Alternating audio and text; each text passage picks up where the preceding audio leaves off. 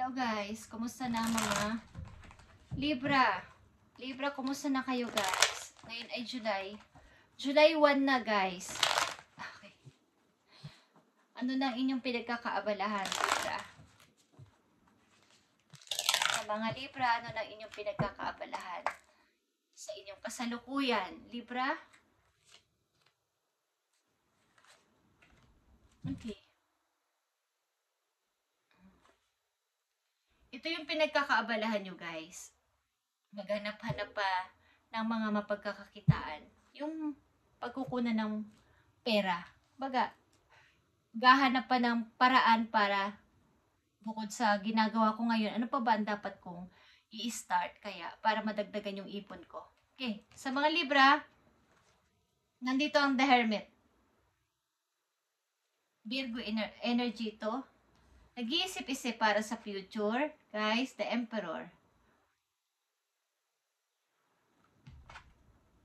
Okay.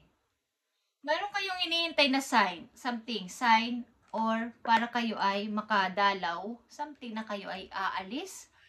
Pero ang tagal dumating nung sign na yon para aprobahan ng inyong gusto. Okay, Libra.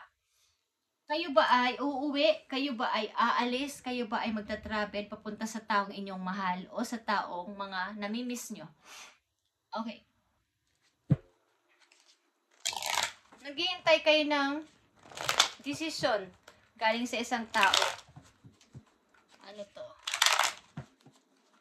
Para sa mga Libra. Yeah. Kayo ay aalis. Kailan kong umalis? Okay. The Emperor. Two of Swords.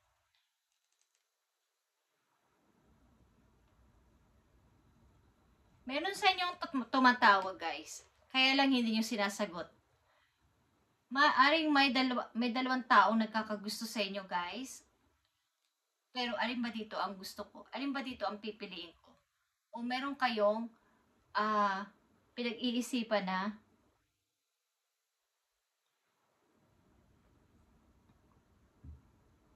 sino kaya ang dapat kong piliin? Meron sa inyo tumatawag pero hindi sinasagot. Itinan pa natin to.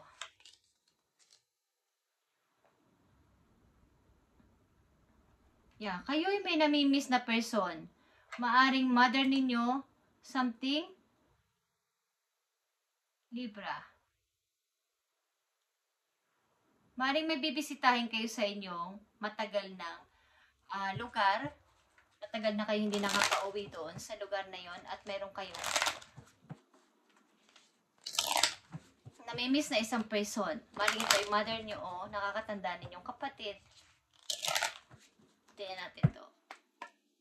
Kumusta na mga Libra? Ano ba ang dapat nilang malaman today, July 1, 2025? The Devil is here.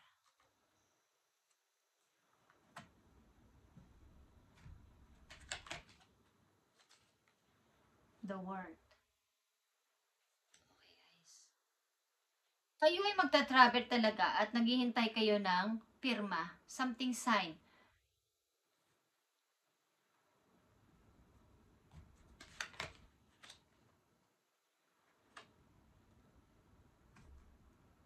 Yeah. May passport dito, guys. Okay, at ang ilan sa inyo ay nag-iisip bumili ng bahay. Nag-iisip kayong bumili ng bahay, guys. Parang sa dati yung place, kaya lang ito ay inyong ipaparang i-renovate pa. Something na papalakihin ang bahay na to. But ito ay luma na kasi, kailangan ko to i-renovate. Kayo ay magta-travel. May hinihintay kayong sign galing sa isang tao. Maaring amo ninyo ito. At may dalawa ditong tao na gumugulo sa inyong isipan, guys. Nasa malayo itong lugar, guys. At dito sa Hermit, may mga needs kayo, may mga gusto kayong gawin. Kaya lang ay ito ay may kaugnayan sa mga hindi rin magandang mga habit. Okay guys, kung kayo ay aware, ay Huwag nyo itong ituloy kung ito ay alam nyo makakasama sa inyo itong inyong gustong gawin. Okay, sa ilang Aries. Ang ilan sa inyo talaga ay aalis. Meron kayong iniasikasong passport o may inahanda nyo ng inyong passport para dito. Ang ilan sa inyo ay magpapagawa ng bahay o papalakihin ninyo inyong bahay sa inyong lugar. Tingnan ito ay maganda yung mga naging alaala nyo doon sa lugar na yon. At maaari din na kayo ay nakakatagpuin. Ang ilan sa inyo makikipagkita sa taong matagal nyo ng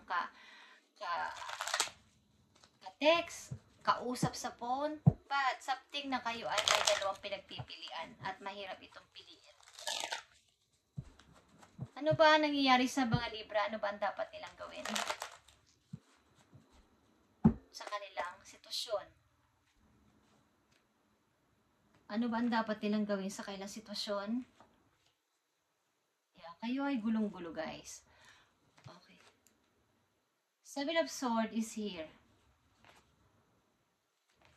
Ace of Wands and the Magician.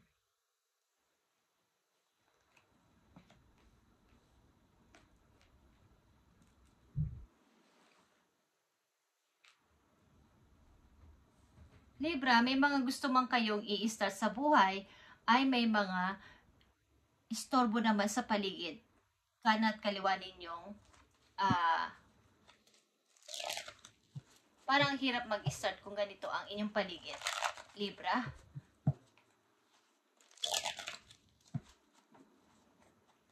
May taong humahad lang sa inyong swerte. Okay. Sa inyong mga gagawin, sa inyong mga may nanunubok, sa inyong mga paplanuhin, maaaring taong nagdaan sa buhay ninyo. Ano ba ang nangyayari sa mga Libra?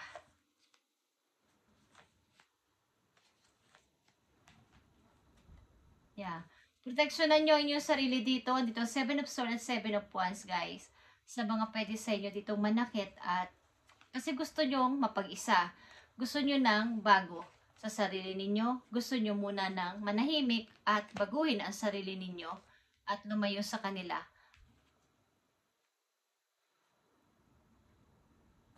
Parang may isang tao dito ikaw ay pinipigilan sa iyong mga gustong gawin. Kaya ikaw ay natatakot. Natatakot ka tuloy, lumiban sa iyong limitasyon. Maring gusto mong umalis ng lugar ninyo, meron kang pinaplano sa buhay, but may pumipigil dito. Ano pa itong information dito sa The Magician para sa mga Libra? Nakikita nyo to. Kayo ay pinipigilan dito para kayong, alam nyo yung pakiramdam na para kayong, may example is, aalis ako, meron akong pinaplano, meron akong gagawin. Kaya lang parang, mayroong istorbo, hindi natutuloy, may babalik ako. Tapos nawala na yung oras ko, hindi na ako natuloy. Yung mga ganon, may pumipigil bagamat kayo ay meron ng kompleto na yung mga tulos nyo sa paggawa ng anong bagay na umpisa ninyo sa buhay ay merong pumipigil.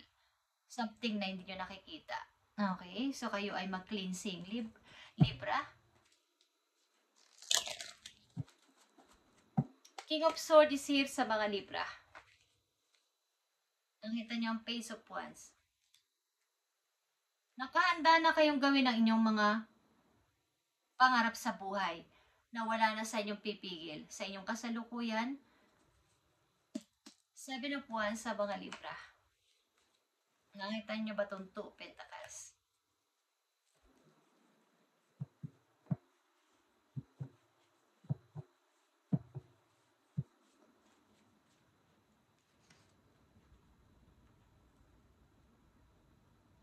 Yung mga opportunity ay nag-aagawan. Kumbaga ay nandyan sa tabi ninyo. At ang hirap naman kasi piliin, ang hirap pumili. Okay. Ang hirap naman magdesisyon. Nandyan nga pero ang hirap naman kung paano ko, anong gagawin ko, ano sasabihin ko.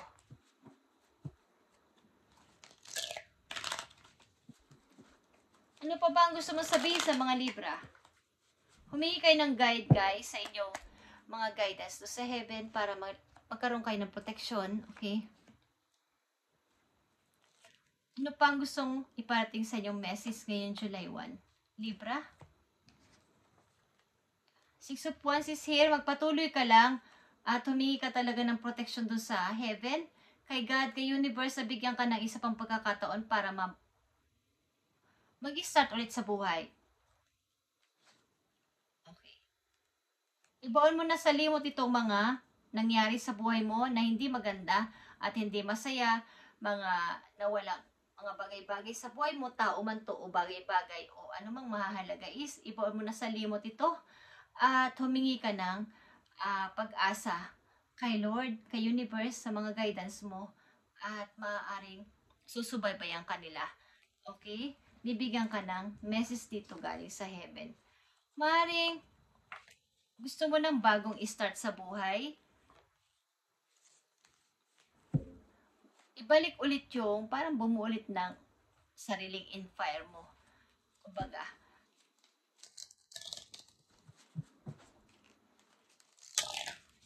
kayo ay nasa malayo, maybe, at may gusto kayong puntahan. Mayroon kayong dadalawin. At ang inatin sa inyo ditong Libra ay mayroong kakatagpuin o may pupunta sa inyo, guys.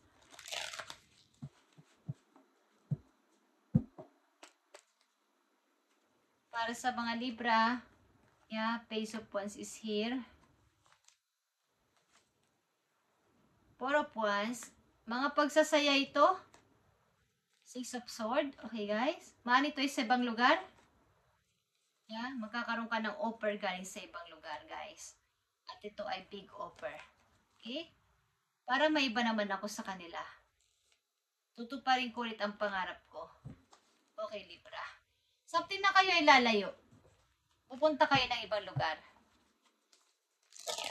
Yung iba ang pananaw. Para itong kahit na anong sabihin nila sa akin is iiba muna ako ng landas sa kanila. Kailangan ko namang maiba. Pari-pariho na lang ang routine ko everyday. Sila naman yung, kumbaga, same lang yung mga negative people, mga negative na taong nakikita nyo, nakakasalamuhan nyo everyday. Wala nang pinagkaiba. Okay, ano pa ang information para sa inyo, Libra? Nakita ito. Lalayo kayo, guys, at kunting-kunting bagahe lang ang inyong dadalhin. Ibig sabihin, huwag yung masyadong damihan ang mga alalahanin, problema na dala nyo. Iwanan nyo, ibaba nyo muna at mag-umpisa ng bago. Saka nyo na lang ito balikan kapag kaya nyo na, okay? Ano pa dapat yung malaman? Page of Cups is here. The Hermit is here. Talagang pag-iisip-isip sa future, guys. At ang pag-ibig maybe na to ay nakahang muna. Paghintay. Okay. King of Swords. At ano pa dapat ninyong malaman? Yeah. Pag-iisip-isip sa future, Seven of Pentacles. At paglayo talaga sa nakakarami, muna, Libra. At magsimula ulit. Humingi kayo ng parang hope. Isa pang pagkakataon kay God. Para sa akin. Second chance sa buhay ko. Three of Cups. Mga good news. King of Cups is here. Yeah. Kumbaga,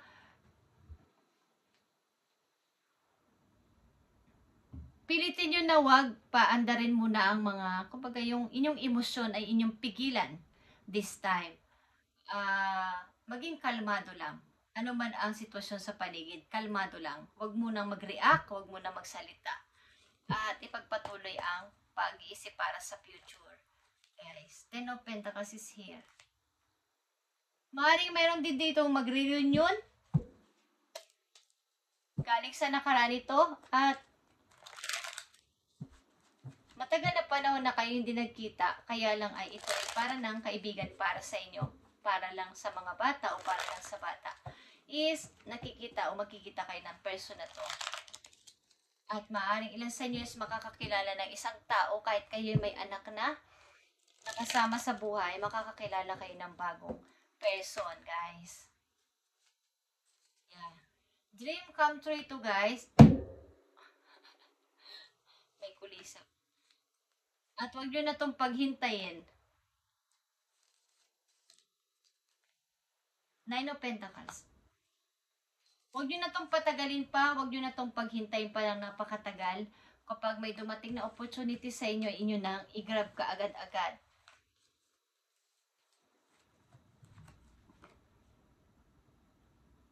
The more na kayo ay nagtatagumpay at magtatagumpay ay may mga tao sa inyo nagpipray ng hindi maganda. Something na nagsasalita ng hindi maganda. Nagpipray man sila sa iba ang kanilang tinatawag. Okay, ang ibig ko sabihin, Libra. So, kayo ay mag-ingat at proteksyonan ang sarili ninyo. July 1, 2025, ito ang inyong reading, guys. At titignan natin pa ang message para sa inyo. Last message for Libra. Ayon sa kanilang sitwasyon.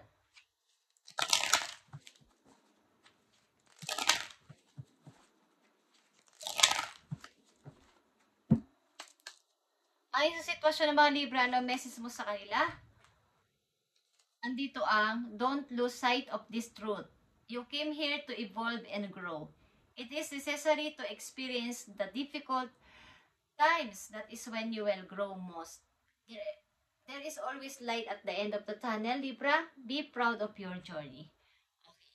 Huwag mo talagang isipin o magpakaiba ka sa kanila. Maiba ka sa kanila. Kumbaga ang iyong pananaw ay totoo, ang pananaw mo ay iba. So, umiba ka ng landas sa mga taong ito na iyong mga nasasampot sa buhay mo.